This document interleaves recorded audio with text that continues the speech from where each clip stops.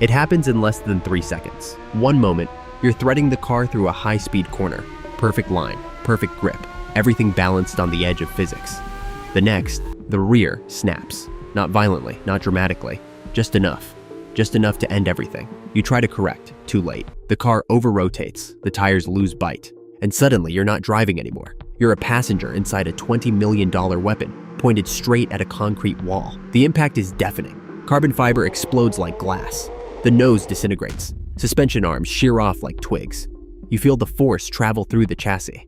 Into your spine, into your skull. Silence follows. Not real silence, just that eerie, ringing void after something catastrophic.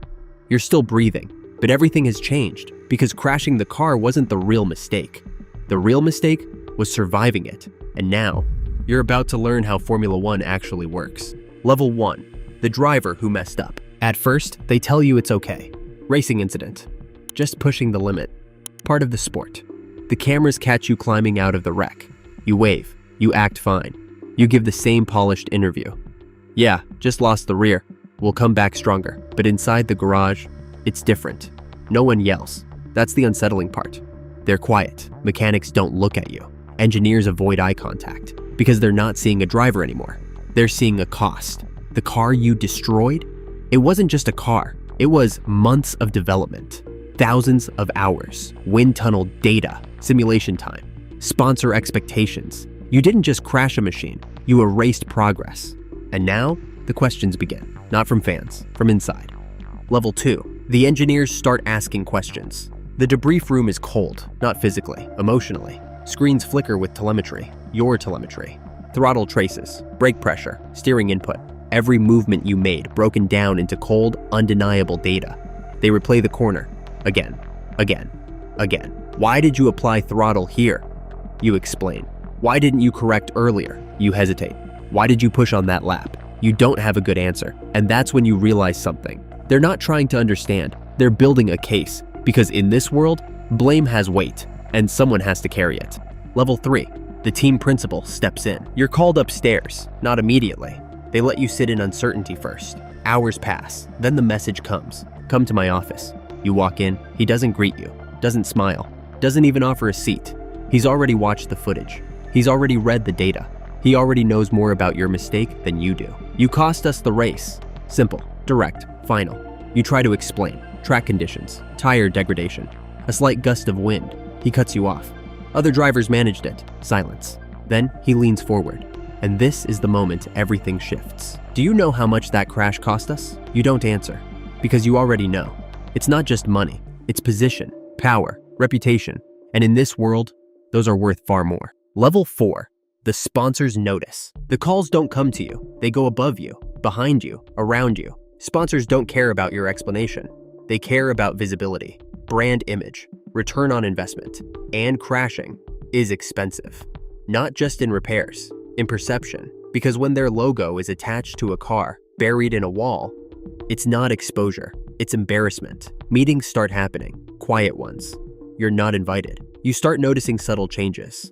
Fewer media appearances, less social media push.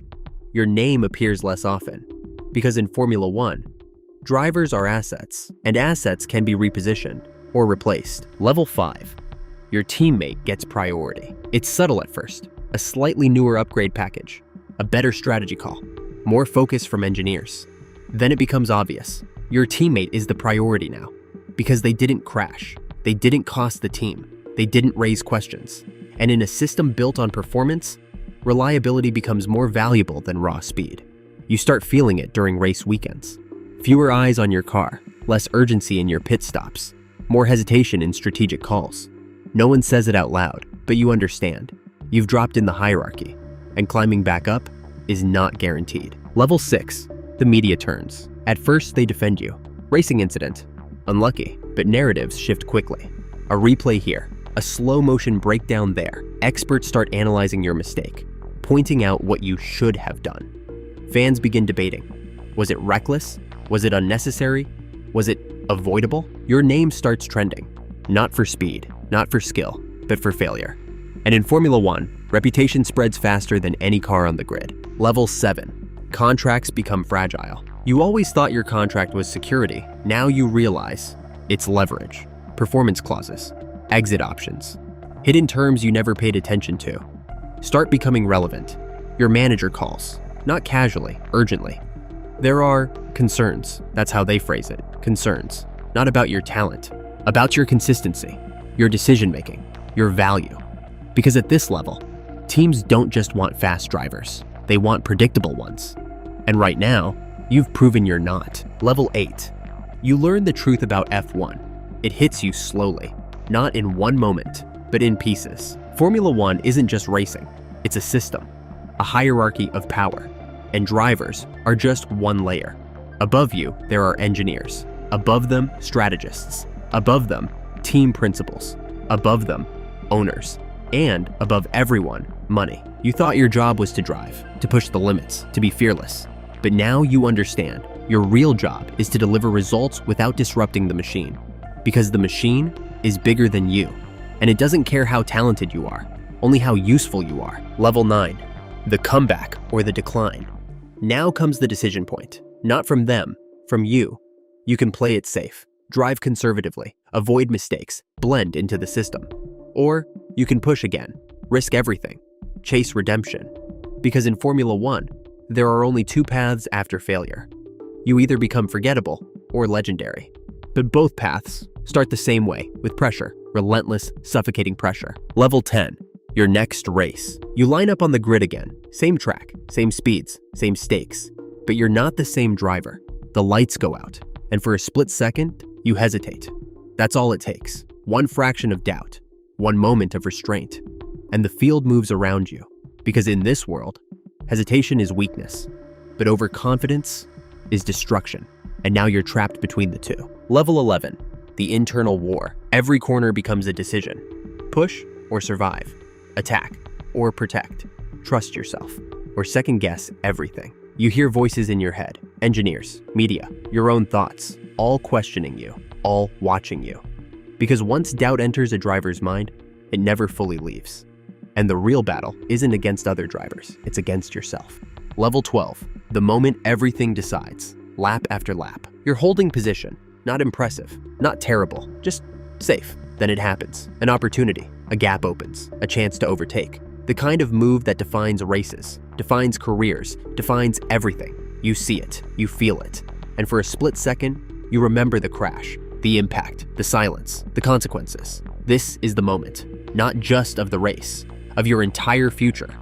Because what you do next will determine where you sit in the hierarchy. Forever, the last level. The system never forgets, whether you take the risk or hold back. The system records it, analyzes it, judges it. Because in Formula One, nothing disappears. Every mistake, every decision, every hesitation, it all becomes data.